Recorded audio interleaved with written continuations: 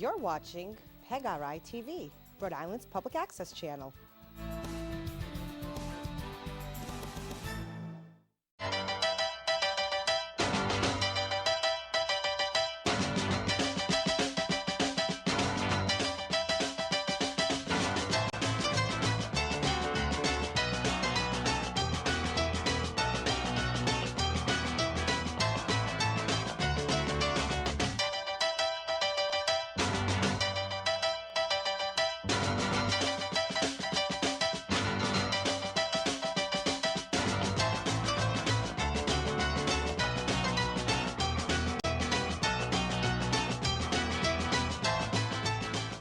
Good evening, I'm Bill Mulholland, and welcome to Good Sports. As we begin our 34th year of highlighting the sporting lives of Pawtucket and Blackstone Valley athletes. Tonight, in celebration of the 125th anniversary of the Boys and Girls Club of Pawtucket, we will feature a past and present show. My guest in the first half hour will be Vic Ventura, who will reminisce about the boys-only East Avenue Pawtucket Boys Club during his youth from 1955 to 1962. In the second half, Jim Hoyt, the CEO of the Boys and Girls Club of Pawtucket, on School Street this time, will update us on the facilities and the activities offered at the club. With me now is Vic Ventura, a frequent guest on Good Sports over the last 33 years, who received the highest honor at the Pawtucket Boys Club in 1960 as the Boy of the Year for his involvement and service to the club. Vic, and like many Pawtucket sports luminaries who have appeared on Good Sports, such as Hank Saw, George Patrick Duffy, Armand Lamontagne, and Ted McConnell, attributes his success in life and sports to the Pawtucket Boys Club. Welcome back to Good Sports here, Vic. Thank you for having me back, Bill. I enjoy it. Always a pleasure to have you here on Good Sports. Now, Vic, why did you become a member of the Pawtucket Boys Club in 1955 at age 11?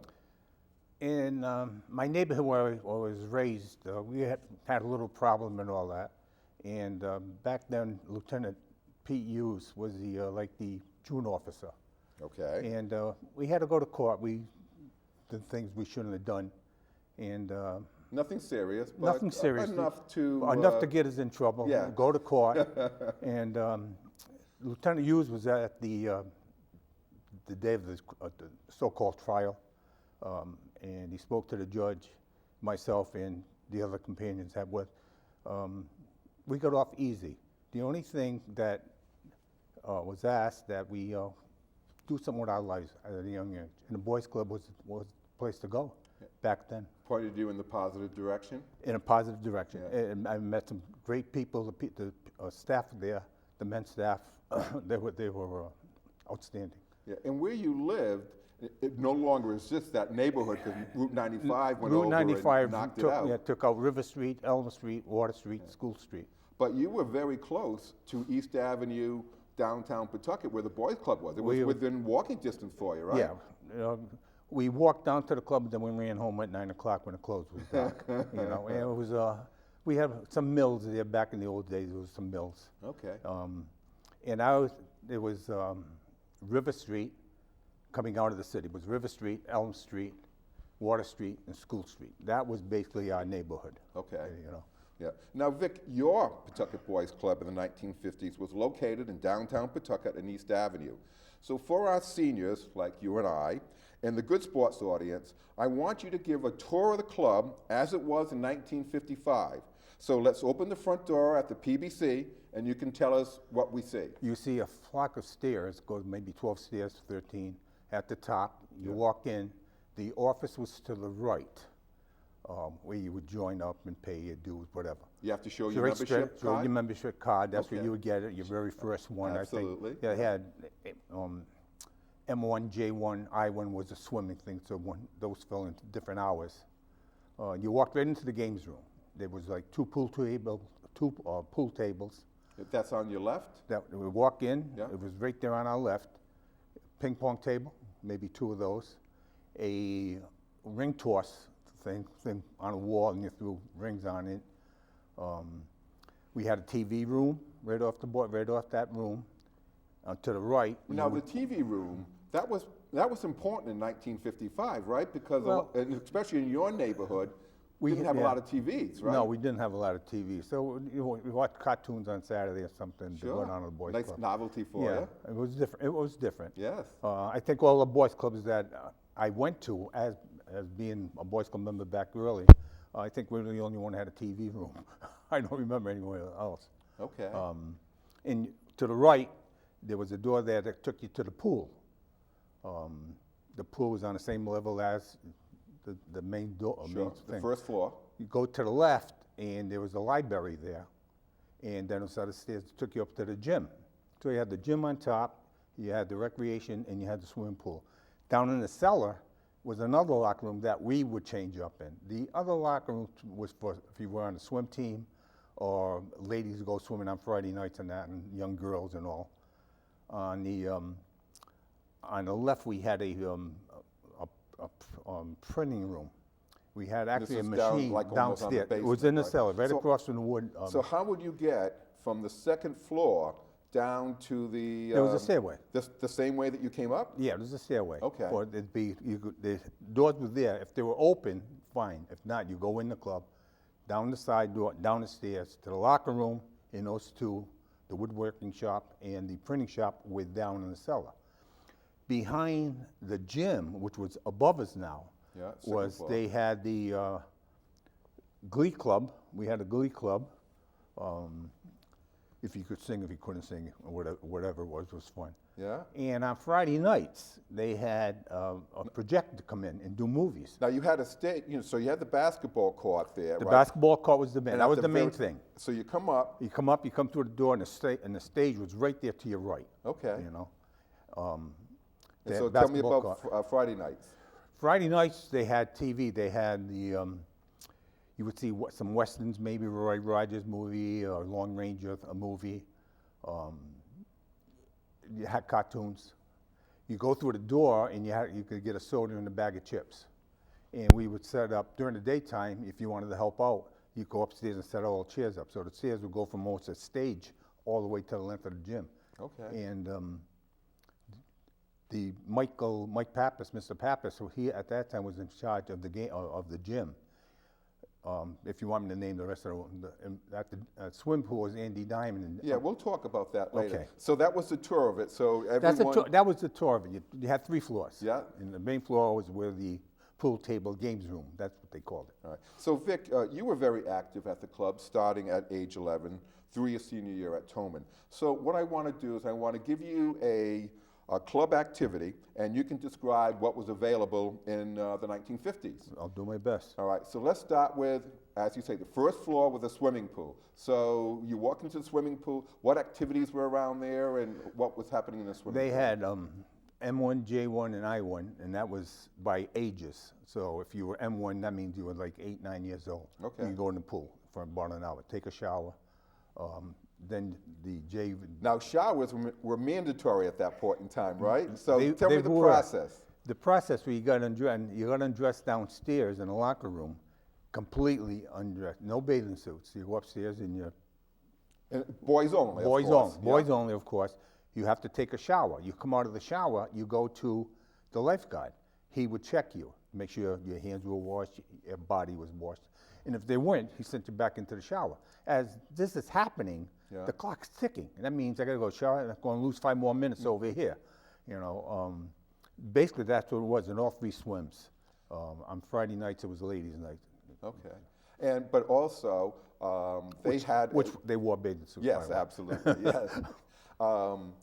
But also there was a swimming club there, right? I mean, a very successful, nationally known, national champion swimming club, we right? did, and that was when I joined the club, I was 11. I thought maybe I was 10, but I was 11. And I went out for the swim team, made the swim team. Andy Diamond, who unfortunately passed away that December, and Will Frijo came on. Yeah. He was a young guy, and there was tryouts for the swim team. And Did you fortunate try enough, out? I tried out. Okay. Fortunately, I made the swim team. Not surprised.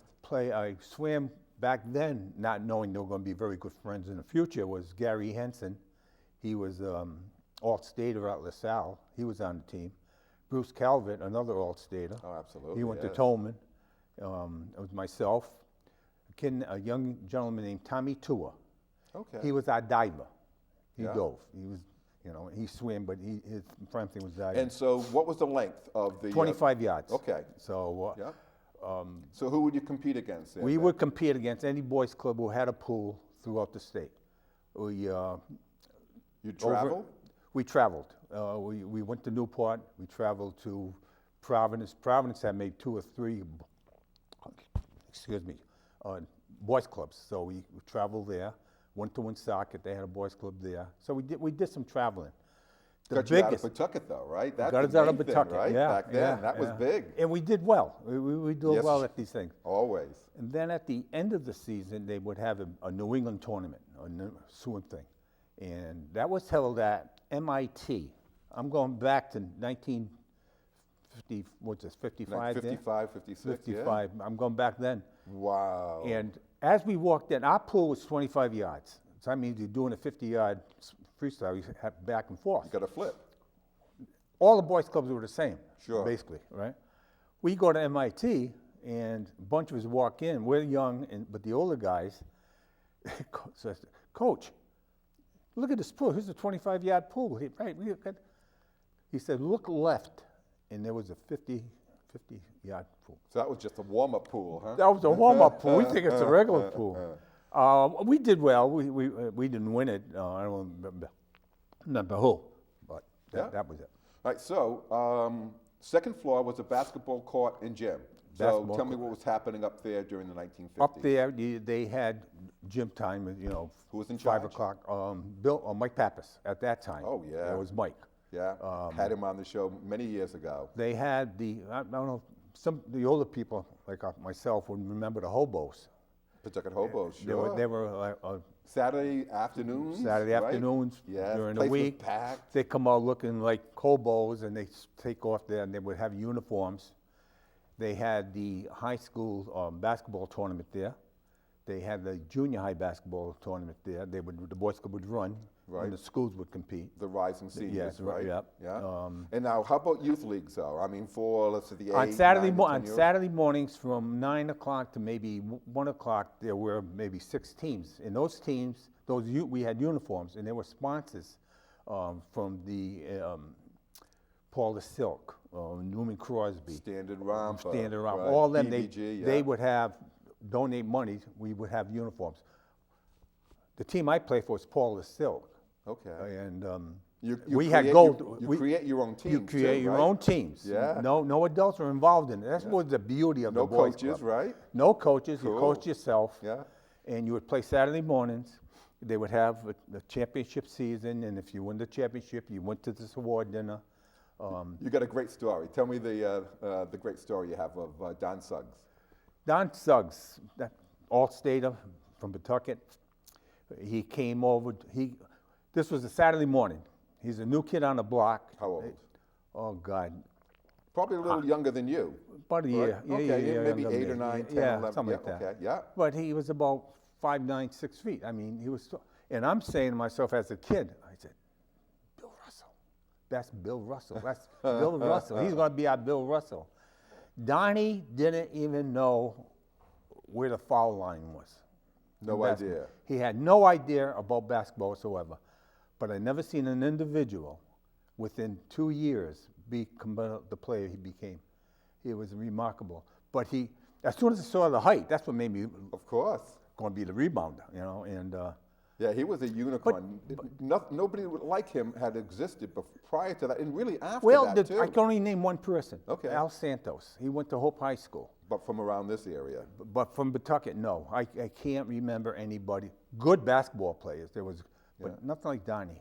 And now there were, at the end, towards the end of, it was National Week, which was the National Boys Club Week, which was the very last thing you could participate. Now, they had boxing competitions for all the youth and the ages. Pete Lucas was a trainer in college he's at PC. That's where his office was. And we had a trainer, we had, And there'd be competitions. There'd be the rest- competitions. We'd be playing inside the tournaments. gym, right? Inside the gym. Yep. They'd be Good a crowds. junior. There'd be a junior tournament. That'd be like high school, and then there was an older tournament. Big crowds. Okay. They filled the stadium. They filled up the bleachers. All right, so let's go down back to the first floor and talk about the game room activities and who was in charge over there. It was Virgil Phillips. Okay. Was the gentleman down there, and we had like say 2 pool tables. We had the shuffleboard. They had made a hockey thing about as big as your desk, a little wider, Yeah. and out of wood, and they put 2 slots on the end, and they put like a triangle thing in front of the slots, and they give you wooden sticks, and you would hit off the sides to put we call it a puck, into the hole, you know. They had This the was ring all to us. Free play. Free play. And you're playing with whoever Whoever wanted be to there, play. huh? Okay. And pool, of course, in table billiards, everybody wanted to play pool. So you would just say, go winner. Yeah. And then that was Absolutely. it. You know, that's how that went. All right, so let's go down. Well, We had a TV room also. Yes, we had that TV room, and that was right off the games room, and another door took you to the pool also. Yeah. All right, how about different clubs to join? You were very active. There was the art club. There was the printing club. All right, so talk about the printing club. The printing club, I don't know, they had a big printing press like you would see it, the local newspapers would use. Yeah. And we would learn how to set up types, Vic Ventura, 41 Elm Street, things like that.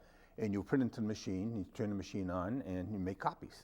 And this would be what, the programs that the Boys Club was offering Yeah, and that was everything else? the printing class they called it. Then they had the carpenter shop that you go make birdhouse and things like that. They had a harmonica club. Okay. They had a glee club. Well, talk about the woodworking club. The woodworking club was downstairs. Mr. O'Neill, if I remember, I'm starting to And forget you told me names. before the show, now he was the junior high instructor for woodworking, right? Right. And the Boys Club hired a lot of those people who They were teachers in the rest and Teachers in that. father figures once Yeah, again, right? Yeah, they Good upstanding Mr. O'Neill gentlemen. was a woodworker, so he did the woodworking. Yeah. And you could we had- decide what to build whenever you wanted to? They would have something like, we're going to build a birdhouse. Yes.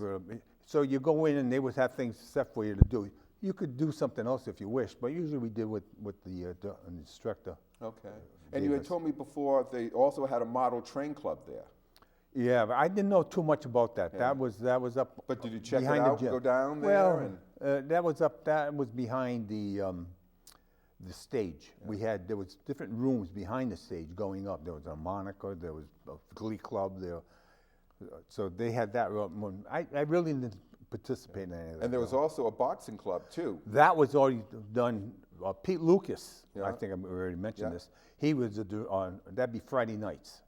Every Friday night, teach Any- you how to box, teach you how to right? box. And Then- defend yourself. Then come that March, Yeah. they would set up the rinks and that, and all the kids that took lessons and all that stuff. And even if you didn't take a lesson, you signed up, and it was by the weights.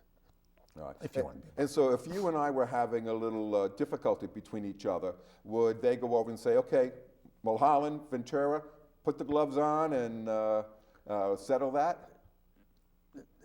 Yeah, and no. Oh, they could, right? They could if they wished. But once the supervisor came over, It just didn't happen. It happened. Yeah.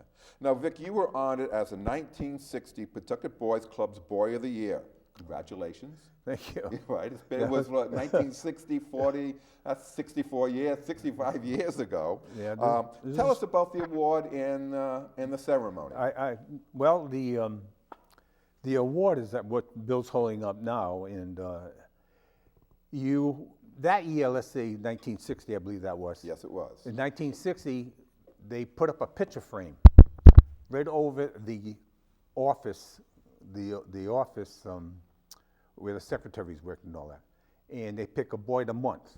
So from January Yes. to December, there was a different boy every month. So at the end of that, they would pick Out of the those boy of the year. Out of 12? those 11 or 12, they would pick the boy of the year out of it. Okay. Never told you anything. The year I got it, I was at Tillman High School. I was a 10th grader. Ted McConnell, who was our baseball coach, I was fortunate to be on a varsity team in the 10th grade. But he called me I was at his study room, and he called me down to the gym office. And he said, Vic, you don't have to come today. You had a Go to game. Newport." You had a game. We had a right? game in Newport against Cardine Rogers, Cardine Field, no, Field, right? which I had never seen, Yeah. and I've heard about it. Yes. So yes, absolutely. The Wanna coach go- says, you don't have to come today. I was a 10th grade. I really wasn't playing much, but I would coach first base. I would do something. And I said, Coach, did I do something wrong? He said, no. This, I said, was Sugar coming? Sugar was one of my best friends. Sugar Addison. Sugar Addison, absolutely, yeah. Eddie. And a couple of other guys. I said, well, they're only 10th graders too, Denny Lucy and all that. Yeah, but don't worry, Vic, I really don't need you tonight, So I was upset. Yeah, I was upset. But I went to the dinner, and that's why I didn't go. Surprised that you got Surprised Boy of yourself. the Year. And the funny part, when I walked in, I went to a lot of those dinners every year. You would sit anywhere you wish. This time I wasn't. I was more or less not escorted, but you're going to sit with Mr. Mulholland. You're going to sit with Mr. Mulholland tonight. Well, who's Mr. Mulholland? Well, he's in charge of the A contributor or contributor whatever of the else. Boys Yeah, Club. Sure. Not Foreign Legion. But anyways, I sat with him. Yeah. Kiwanis. He was on the Kiwanis Club back in those days. And so where would they have the... The gym. So, really? From the gym. Okay. We had a caterer come in from Central Falls, and it was the same dinner for all the ones I went to. It was chicken pot pie. But they always had special guests, thanks to Hank Saw. God bless him. Sports luminaries? Yep, all sports. Okay. And it was always a lot of baseball. Brooks Robinson was there. I think Ted Williams was even there one year. But it was a different person every year. Sure. This year they had Grassi Marciano, not Rocky, Grassi. He was like a middleweight. Yeah. But he was the prime speaker and all. And he was from the Bronx, so he had that droll. And he was the guest thing. But I sat with the gentleman from Kiwanis. It was Kiwanis, I believe, who donated the plaque and all that. Yeah. I sat with him, not noticing. I was old. I was 14, I guess, then, or 15. And I never looked at the thing, because every year, when I went to a lot of the ward dinners. I think I started going to ward dinners from 11th, 12th, when I was 13. And the only way to go to the awards dinner You was had to win something. Win something Yes. to go. Yeah. Usually baseball, At that time, I was basketball, on swim team. So those 2 years I went down, we had the basketball champions, and then you had the ping pong team, whatever. And you went, and I sat with him, and he's the gentleman who presented the award. I sat with him.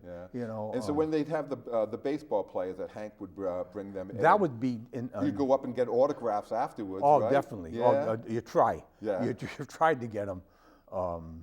How cool is that? Hank used to get all the ball players coming in. Yes, he did, Because yeah. that was in April, and baseball was just starting then, Yeah, wonderful man. Yeah, we had him, as you know, we had him on 4 times with his entire... Nobody can replace Hank, in my eyes. Absolutely. I got along with him so well. So Vic, every Wednesday during the summer months, the Pawtucket Boys Club offered trips for 50 cents. So I think it was 50 cents a quarter. You would go to Crescent Park. You go to Lincoln Park. So they'd have a bus, of course. They have a bus, school bus. School bus be filled. Yeah. You brought your own lunch, because you left, let's say, 9:30, 10 o'clock in the morning. You came back about 4 o'clock in the afternoon or something.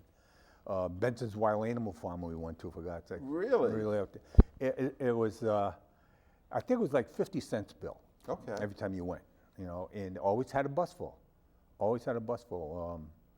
And once again, it got you out of Pawtucket. It got you out of Pawtucket and showed gave you a view of the rest of the what state. life is outside of where you're living, right? Yeah. We went to some great places. They took all the parks. Like I say, Lincoln. I don't think people know or even know about Lincoln Park. It burnt down. Sure. But I that was remember out of all the parks, the guys I hang around, we loved Lincoln Park. It seemed like the rides were even bigger. Bigger than Rocky Point and Crescent Park and Jolly Charlie's, yes. right? Jolly Charlie's didn't come until I was 17, 18 years old. Oh, okay. That was my time. That was your time. Yes, absolutely. But that, the Boys Club has so much to offer. But what was great about the Boys Club, you could go to any of these men I named, and if you had a problem, even if you had a home problem, they would want to know, and they were there. It wasn't for the Boys Club, Billy. I think I would have gotten more trouble. Well, many of our Pawtucket athletes who have been on the show for the last 33 years all attribute the Boys Club to being so important to them. And then once again, like yourself, you stay active with the Boys Club and the rest. I know you go to some of the ceremonies there. Yeah, absolutely. During the wintertime, there'd be snowstorms, there'd be no school. Okay. And you go down to the Boys Club, and Mr. Geiger, who was the director, the head man, the cheese. Sure. And he'd knock on the door, and he'd come down the stairs. Club's closed. Can't you see the club's closed? Yes, sir. But we got nowhere to go. We'd like to go play basketball. Okay. He said, wait here. He'd come out with maybe, there'd be 6 of us, 7 of us, 8 of us, 5 of us. He'd come out with shovels. Shovel the 2 driveways going in. We park our cars, the director. Shovel in front of the club, and go down to the Leroy or the Strand and shovel down.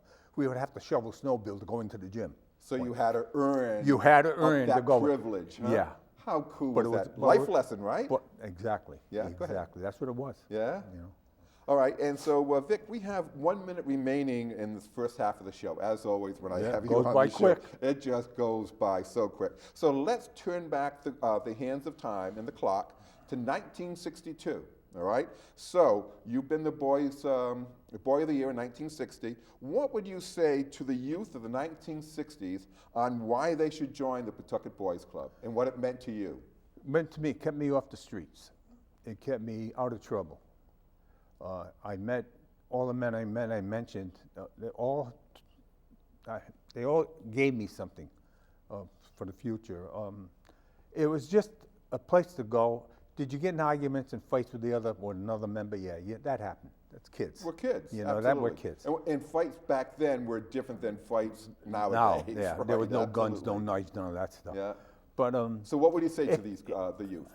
If you have an opportunity to join a boys club, join it. All the boys clubs that we participated swimming at and all, we're all the same. There was no problems, there was no nothing.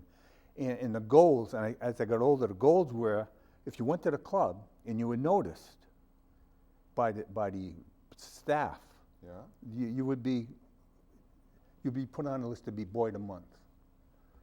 Things like that. And then for you to get that highest honor as a youth for the Pawtucket Boys Club, that meant what?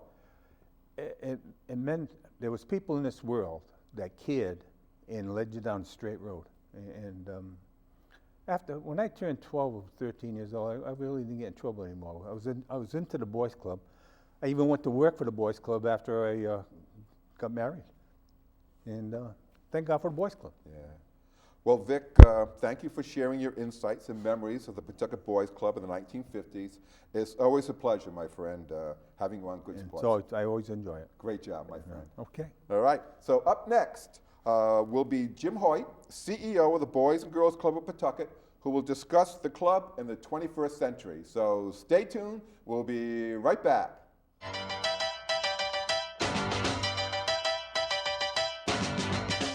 Welcome back. I'm Bill Mulholland, and this is Good Sports. We continue our celebration of the 125th anniversary of the Boys and Girls Club of Pawtucket with a present-day perspective. My guest is Jim Hoyt, who has been the CEO of the club since 2004. Jim graduated from Barrington College in 1976 with a BA in Physical Education and Health. Jim ascended through the ranks of the Boys and Girls Club of Pawtucket beginning in 1974 and will celebrate his 50th anniversary with the club in 2025. Jim also was selected in 2024 for the prestigious award as Master and Mentor of the Boys and Girls Club of America and is a Pawtucket Hall of Famer. Welcome to Good Sports, Jim, and congratulations on the Master and Mentor Award. Well, thanks very much, but first let me congratulate you on 34 years here with Good Sports. Pretty amazing run. Thank you very much. Yeah, it's been a pleasure. Yeah. It really has been. So, Jim, what is the mission of the Boys and Girls Club of Pawtucket now? So it's no different than it was when Vic was there. Really? Yeah, we want to inspire and enable young people from Pawtucket, Central Falls, and the surrounding communities to reach their full potential as caring, responsible, healthy adults. And we provide programming to help navigate that. And the most important part are the staff that we have. just like that picture that Vic drew of the club, it was the people. It's the people he came back for. Yeah. The adults, providing the great programming, and his peers, of course. But our club today reflects the community. The games room, the kids that are in it, our staff are reflected in them. And we just want to have good people providing great programs and a lot of opportunities for our kids. Okay, yes, well, that's a good mission then. So Jim, you told me that in 1977, you became hooked on the job at the club. Yeah. What happened? Well, it was the early years of my career, so I started in the gym part-time and then aquatics, and very shortly thereafter, through retirement, the position of branch director came available, and I was fortunate enough to be selected for that. And at that time, we just started the evening meal program. So we were serving suppers. They were cold packed supper. I'd go to Shea High School and West in those days, yeah. and pick up the meals in a milk crate, put them in the fridge, and around 5 o'clock, put some tables up, bring the 25 or so lunches out, and we sit down and we eat. And in those days, it was still a boys' club. But what was modeled for me was our dinner time when I was a kid. We sat around. There were 6 of us in my family, 6 kids, my parents, and talk about what we did for the day. Well, I did the same thing with these kids, and I can't tell you the stories that I heard. Yeah, and what effect did that have on you? Well, Where was the epiphany? I had no idea the circumstances that kids were growing up in. It wasn't the world that I grew up in. We were a blue collar family, a lot of kids, and we didn't have extravagant things. But to hear the stories of where some of these kids came from and the circumstances, and I was absolutely flabbergasted. But I also saw that I think I can make a difference here. I really got hooked on the mission and why we're there, Yeah. and what we were doing. And the Elson branch at that point in time on School Street did not look like it is now, right? Totally No. different with the Quonset huts? Yeah, it was an old Naval Reserve base, retired in 71. Club got it. General Mulholland was on our board. Fortunate enough to be in that place where the club built a pool funded by the Elson family and refurbished the Quonset huts, and it became the junior division, 6 to 12-year-olds. And it lasted from 72 through 86. And in 86, we were serving so many girls at the time. Child care had come into play. When did the girls come on? Girls at Full time though. So that started in like 79-ish. Okay. With child care, but it wasn't full time. At 6 o'clock, they had to go home because it was still a boys' club. They were in the aquatics program, child care program. They came every vacation week. We had summer programs for them. So they were already integrated into the club, but it was still a boys' club. But we had so many kids that we were serving by that time in '86 that they decided to tear down the Quonset huts, and they built the Alfred Elson Jr. branch, a 40,000 square foot facility with all the amenities needed for both genders. And we changed our name to the Boys and Girls Club in 1988, 2 years ahead of the national organization, which became Boys and Girls Clubs in 1990. Right. Now, Jim, you call the Boys and Girls Club of Pawtucket a place of opportunity. Explain. Well, so you heard Vic talk about all the activities and programs. That has never changed. It's always been a place, people ask me, Jim, all the kids, all the noise that come in, it looks like chaos, it feels crazy, there's a lot of noise going on. How do you do this? I said, if I didn't hear the noise, then I know there's a problem. and yeah. That's so true, that in the world where kids, can come together, the club has been that place where opportunities are provided. It may not be in the print shop. It's not. We don't have the wood shop anymore. There's no harmonica band, but we have music. We have STEM programs. What's We have a STEM? STEM lab. What does that mean? Science, technology, engineering, math. Oh. So they're working engineering bridges and buildings and out of toothpicks and popsicle sticks. But they're also working with robots. They're coding robotics. They're working with 3D printers and designing and building stuff. Okay. They're only limited by their imagination. So technology is a major component today, along with, woodshop may not be there, but the computers are. So graphic design. Woodworking has grown into what it is now Sure. in the 21st century. We have basically. podcasting, Neat. recording. We provide arts activities. So in the club, well, we can get into that, but the activities are just almost unlimited across every age group from kindergarten through senior in high school. How about fees? And for those, because Pawtucket is a low-income area now, and how about scholarships? So how does that work there if any kid wants to go over and join the Boys and Girls Club? So we keep a very low fee, and it's all relative. It's all relative to the times that you're in.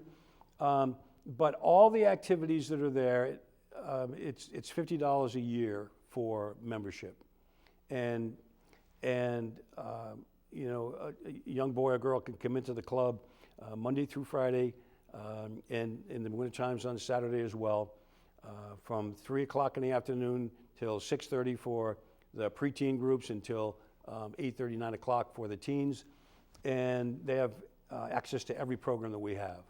Now, we also have childcare. We have an amazing summer camp at Camp Ramsbottom. Do you still feed the kids at night? We do. All right. We're partnering with the Rhode Island Food Bank, Yes. and we're serving. Last year, we served 45,000 hot meals between September and June. Wow, really? So do the math, and every night you can see the traffic that comes in through the front door. And, Bill, the thing is, when you walk into our club, we want you to say, wow, look at this. That's not what brings people back. It's the people that bring them back. But when you walk in, it's clean. It's extremely clean. Lightly lit, very bright. It is a great atmosphere. There's fun happening. There's smiles. Kids are engaged with staff. Staff engaged with kids. And it's a place the kids want to come back to.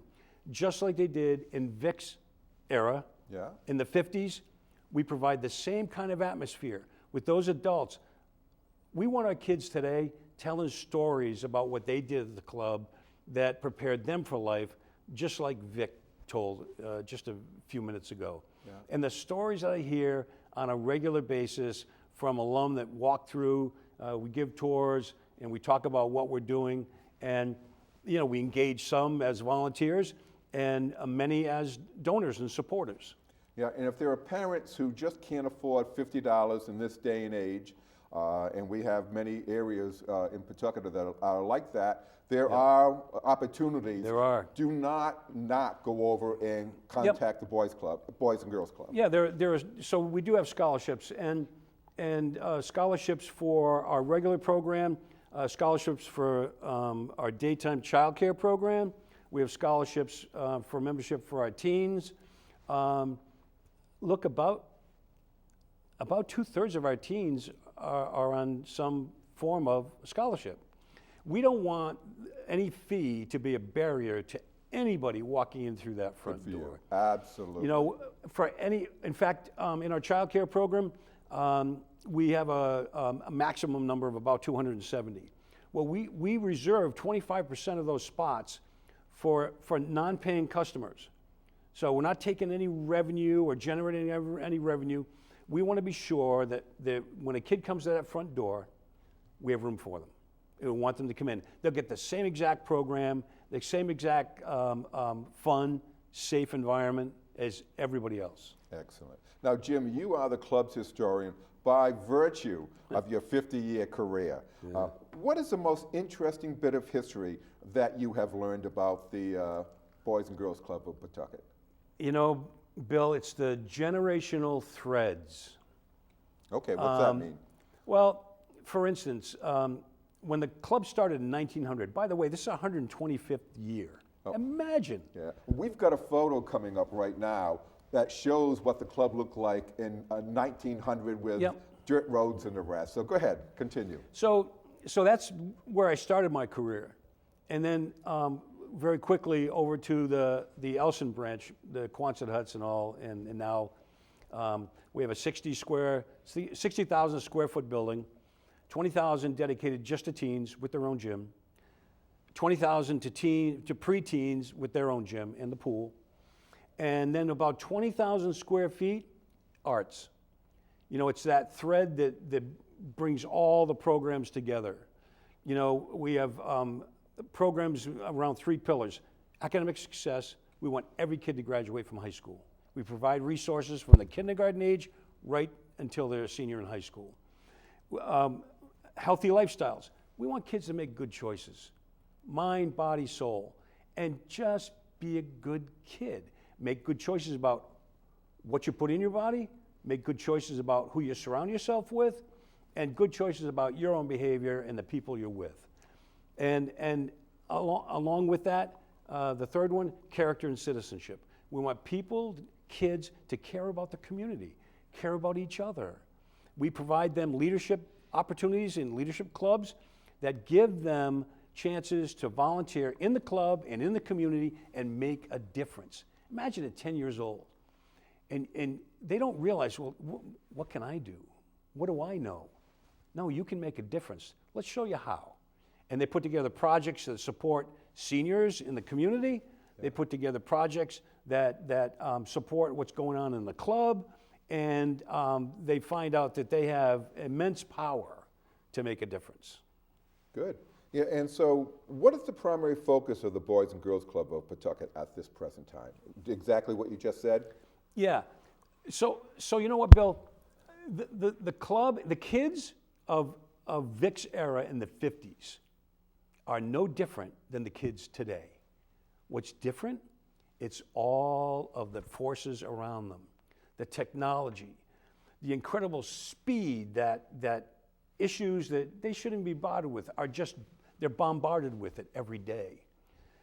The substances and all the negative behaviors out in the community. That's the difference. Kids in Vic's time weren't quite as attached to all of that outside noise. So our kids are learning things at the youngest ages that it almost make you cry. Yeah. You know, so it's important that we continue to provide the wholesome, fun activities in a safe place, and for me, that's what's made my career. Yeah, and I was amazed when I went over and visited you to do a little interview, and I went into the game room, and I'm expecting to see Pac-Man and all these electronical stuff, and there was not anything like that at all. No way. Explain. No way. What's the purpose? So the games room, just like Vic talked about sandlot play and kids making their own teams, our programs, whether it's the games room, on the basketball court, or on the baseball diamond, no matter where they are, it's as close to sandlot play as we can make it with adults involved. So we want kids to learn from one another. They learn from their mistakes. You know, you treat somebody a certain way, they're not going to want to hang around. You know, they're not going to want you around. You learn very quickly, you know, what's appropriate, what's expected, and how to be kind. And we have staff that guide, and we have youth mentors that also guide in that games room. And guide, so these kids have been in school the entire day, and you know, they're educating and everything else. So how is school different than yours as your guidance is concerned? How do you guide and make it fun and not like, you know, again, they've got to learn something? Yep, so let the steam off. They may not realize it, but they're learning something every minute. Yeah. They're learning how to get along. You know, in workforce development is a big program today. But honestly, what does that mean? We've been doing workforce development before it was a thing. So employers want a certain kind of person walking through that door. They want someone that's friendly. that's a team player, that is a critical thinker, that can stand up for themselves when it's appropriate and back off at other times. Well, that's what kids are learning with that sandlot play. They're learning that in the games room. They're learning that on the baseball diamond. They're learning that on the basketball court, in the pool, the swim pool, at our Camp Ramsbottom in the summertime. That's what they're learning, how to be that good person. And then when they're middle school age, we can put them through a whole set of curriculum that we have, developing their resume, learning to interview, how to do a job search, what careers are possible, how can I go and see what that's like. We provide them that place to learn what employment is and what a career possibly could be. Then we give them opportunities to take advantage of that. So some internships with companies. And that, us preparing youth today for the workforce is one of our most important ultimate jobs. So it's graduating from high school and then providing them opportunities beyond that with a plan, so that they become that citizen, the caring and responsible citizen, the healthy citizen that can carry on and have a great life. Yeah. How cool is that for you as the CEO to go over it and see that happening? So really you're just ingraining these qualities with the kids and they're not even realizing it until it's time for them to go over and nurture that, right? Well, you know what, Bill? What? These days, it's not me. I have an amazing staff that do this work every day on the floor, face to face with kids. They're in there grinding it out, providing those opportunities, being that mentor, being that support, being that staff member that in 30 years or 20 years, those kids, now adults, are telling stories about the great time they had. Sure, absolutely. Now, Jim, as you heard in the first half of the show, Vic Ventura was selected as the 1960 Boy of the Year. Has the club continued to honor a member of the club each year? You bet. So Really? that started in 1951. Okay. And every year since then. Now, the selection process is a little bit different now. So our youth have to actually apply for that position. It's not just something that staff will select out of, and we still do the Youth of the Month, preteen and teen, but we don't just choose. We give opportunities and encourage kids to apply. And they will fill out essays, they get reference letters, and they support their application. We have a judging system where we have 5 judges that will read all the applications, they'll interview, and then select. And that Youth of the Year that represents Pawtucket goes on to a competition in Rhode Island and competes against other Youth of the Year from the other clubs in Rhode Island. And then the Rhode Island winner goes to the regional. There are 5 regions in the country, and there are about 14 or so candidates that compete at that level. And then the 5 finalists go to the national competition. So it's a lot more involved. It's more intentional, and the amazing thing is that there's scholarship dollars available, significant scholarship dollars. On our local level, it's $5,000. Wow. On the state level, it's about the same. On the regional, it's about $20,000, and then there's another $25 at the national level. Plus, they win a car. What do you mean they win a car? The national Youth of the Year receives a new Toyota. We were sponsored by Toyota. Really? They do. So and you had one. What was it? Maybe 10 years ago. 2010. We had a Okay.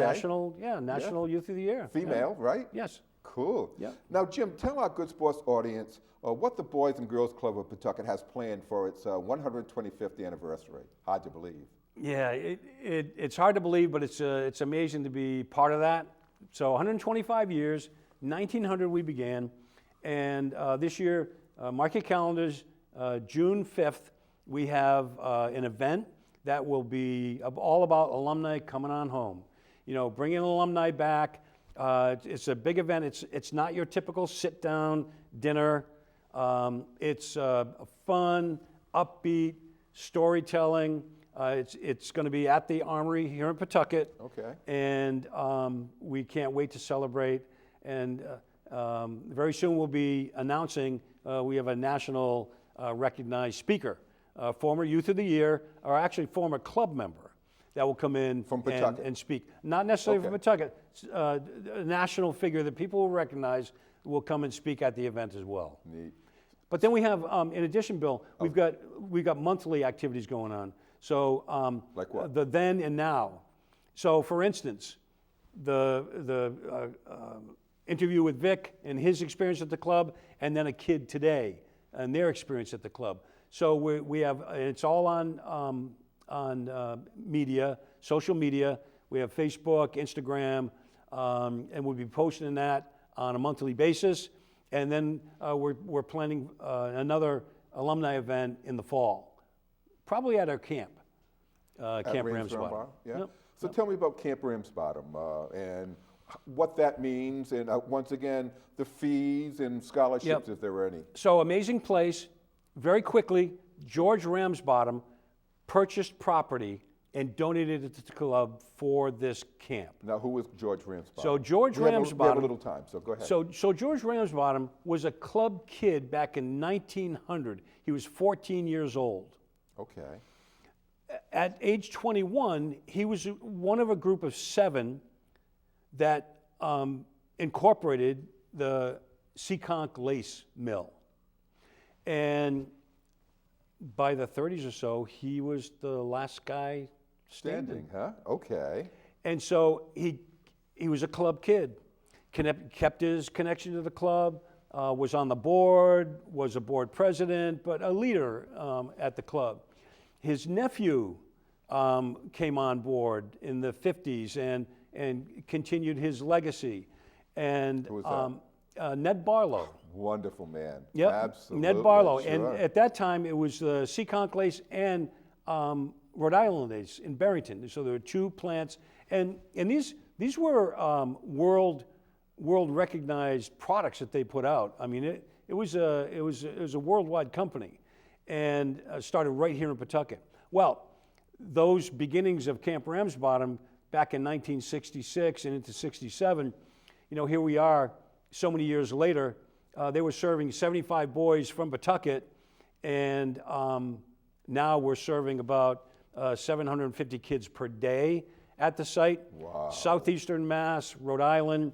The one common thread throughout all of those years, Ray Scully started out as a counselor, and our board president now, Joe Fleming, he was also a counselor at that time, and there were others. Jerry Burns was a Youth of the Year, but also at camp. Ray still giving his time Is he? and his expertise, and really has built the camp with his philosophy and camping strategy, and we've been able to add to that with we acquired some other land, so we're about 170 acres, and we've invested some significant dollars in the last 3 years to build up that infrastructure for future. Beyond the 8 weeks of camp that's offered in the summertime, there's so much more that camp can provide. And so we're doing some of those spot activities, and that's what that alumni event is in the fall. Okay. And with Camp Ramsbottom, you and I talked before the show about the backpacks, and the ones who have Yep. money and the ones who don't have money are still able to go over and participate at the Ramsbottom. Is it like a 2-week 2-week sessions. 2-week sessions? Okay. Okay, leveling that playing field is so important, Bill. Good word. Okay, and, yeah. And I it's like that. and it's not just at camp. It's baseball. It's all of our programs. It's those kids coming in through the front door, leveling the playing field. So the backpacks. Look, we run a high quality program that we want those discerning families that are doing the shopping for their kids, and they want to find the best programs, and they want to pay a significant fee because they want the best for their kids. Well, we'll do that with our camp program, with our child care program. but we also want to make it available to every kid, regardless of their circumstances. They may not have the resources. And the camping is one perfect example. A kid gets off the bus or they're dropped off by the parents the first day, and they've got a backpack with their towel, their goggles, and sunscreen, all the stuff they need, water bottle, everything they need for camp. Yep. Well, every kid that gets a scholarship for the program to go to Camp Ramsbottom, we provide a backpack with the same exact stuff in it to prepare them for the day. And so when they walk off that bus, they can feel that they belong, like they're no there. different than anybody else. There's no difference between any kid. And it happens on the baseball field, and it happens on the basketball court, and it happens in the day-to-day program in the club. We're going to provide those opportunities for every kid, regardless of their ability to pay, their resources. It doesn't matter. We want every kid to have that level start, that level playing field. Now, you used to have it overnight and stay at the Ramsbottom. Didn't you at some point in time? Yeah, in the there was 60s and once a 70s? week. Once a week they would do overnights. We stopped that. Look, in today's environment, in today's world, we are all about safety, number one. And we felt it was best, rather than having them in sleepovers and stay overnight, we have a campfire. So every Wednesday night, a different age group gets to stay for a campfire, all the same camaraderie, the songs, the chants, the stories, the skits, the fun, all packaged into that campfire program. Okay. Yeah, so kids can come, their parents can come, and that's once a week or once per session, and it's a different age group every session. But the really cool thing at the end of the season, we have an awards night, similar to the awards banquet that the club used to have, Sure. where there are so many kids chosen for it, so many different reasons to be recognized, and a chance for them to come with their parents to the campfire. The same great skits, the great fun. The staff put on an amazing show for them, and that's some stories you'll hear about camp for a lifetime. Well, because I remember you had invited me a number of times when I was the Parks and Recreation Director, when we were supporting the baseball league, to go off to that area. And I was just wiped out by what they were offering and how cool all that stuff was. And smiles on everybody's faces. Everyone's Exactly. having a good old time. Yep, look, we're averaging 750 to 800 kids per day. The call's there for it, but we provide scholarships, again, so that every kid has the same opportunity to be there.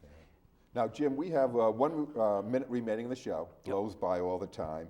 What is your favorite memory of your 50-year career with the Boys and Girls Club of Pawtucket? I've got to say, Bill, my favorite memory, and we talked about this, it was that, when I had that epiphany at mealtime, kids telling the stories, just talking about, what they were up to, what their life was like, the difference the club makes. And I've got to tell you, that's transformed itself now into providing tours and inviting alumni to come in and tell their story. They come walking through, and it's a different format, but the club is the same. And that's what's always been my favorite part, and is what has really made my career. That we're consistent.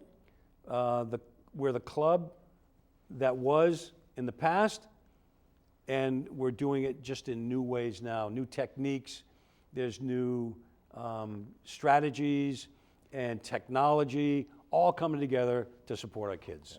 Now, Jim, so would you be willing to return to Good Sports in the summer to give us a historical tour of the club, like from its origins from 1900 through the present day and beyond? I think that would be a good way to go over and capsulize all of it. I'd love it. That'd be great fun. Perfect. Well, Jim, thank you for educating our Good Sports audience on the present day mission of the Boys and Girls Club of Pawtucket, and good luck with the 125th anniversary celebration. Thanks very much, Bill. You're very welcome. Appreciate it. You're very welcome. I am Bill Mulholland for Good Sports. Good night.